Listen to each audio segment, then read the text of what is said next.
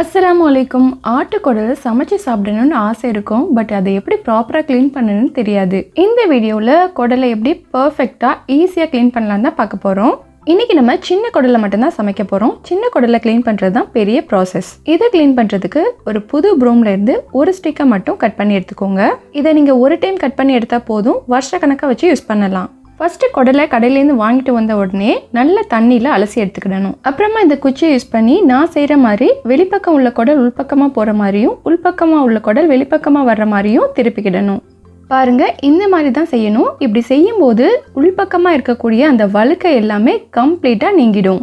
இதை நம்ம பிசைஞ்சு கழுவும் போது இதில் இருக்கக்கூடிய வழுக்கை எல்லாமே போய் குடல்ல இருக்கக்கூடிய கவுச்சி ஸ்மெல்லும் போயிடும். ஊரில் நம்ம குடல் வாங்கினோம்னா உள்ள கழிவுகளெல்லாம் எடுத்துட்டு முழுசாவே கொடுத்துருவாங்க. பட் இங்கே வாங்கும்போது கட் பண்ணி தான் கொடுப்பாங்க. இந்த மாதிரி கட் பண்ணி வாங்குறதுனால உள்ள கழிவுகள் எல்லாமே அப்படியே இருக்கும். ஸோ அப்படியே நம்ம குக் பண்ணும்போது கவுச்சி ஸ்மெல் தான் வரும். ஒவ்வொரு குடல்லையும் இவ்வளோ வழுக்க இருக்கும்போது கண்டிப்பாக கவுச்சி ஸ்மெல் வரும். இதை கம்ப்ளீட்டாக நம்ம நீக்கிட்டா தான் குடல் ஆணம் நல்ல வாசனையாக இருக்கும். ஸோ இதுதான் பர்ஃபெக்டான க்ளீனிங் மெத்தட். கறியை நம்ம 1-2 தண்ணி அலசினாவே போதும். பட் குடலை நம்ம நல்லா க்ளீன் பண்ணணும். இது செய்கிறதுக்கு மாற்றப்பட்டு நிறைய பேர் குடல் வாங்க மாட்டாங்க. ஸோ பிகினர்ஸ்க்கு இது கஷ்டமாக இருக்கும். இதுவே பழகிடுச்சுன்னா ஈஸியாயிடும். இந்த மாதிரி சிறு குடல் எல்லாத்தையுமே திருப்பி விட்டதுக்கப்புறம் 4-5 தண்ணி நல்லா பிசைஞ்சு கழுவணும்.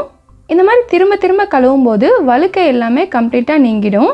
நம்ம சேனலில் ஆல்ரெடி எப்படி முழு குடலையும் சுத்தமாக க்ளீன் பண்ணுறது அப்படிங்கிற வீடியோ அப்லோட் பண்ணியிருக்கேன். கண்டிப்பாக செக் பண்ணி பாருங்கள் ஃப்ரெண்ட்ஸ். இந்த மாதிரி தான் நம்ம பிசைஞ்சு கழுவும் போது வழுக்கை எல்லாமே தண்ணியில் வந்துடும். பொதுவாக குடலை நிறைய கடைகளில் கட் பண்ணி கொடுத்துட்றாங்க. ஸோ அந்த மாதிரி வாங்கும்போது எப்படி இந்த மாதிரி நம்ம க்ளீன் பண்ண முடியும்? ஸோ அதனால் ஃபஸ்ட்டே நம்ம சொல்லிடணும் கட் பண்ணாமல் கொடுங்கன்னு சொல்லிட்டு. குடலை நம்ம எந்த அளவுக்கு க்ளீன் பண்ணுறோமோ அந்த அளவுக்கு குடல் ஆணம் நல்ல ருசியாகவும் மனமாகவும் இருக்கும். குடலை திருப்பி விட்டதுக்கப்புறம் ஒரு 5-6 தண்ணி இந்த மாதிரி நல்லா பிசைஞ்சு கழுவிக்கோங்க. க்ளீன் பண்ணி எடுத்த இந்த குடலை கொதிக்கிற தண்ணியில் போட்டு எடுத்து கட் பண்ணிட்டேன்னா ப்ராசஸ் ஓவர். நாங்கள் இப்படி தான் செய்வோம். நீங்கள் எப்படி செய்வீங்க?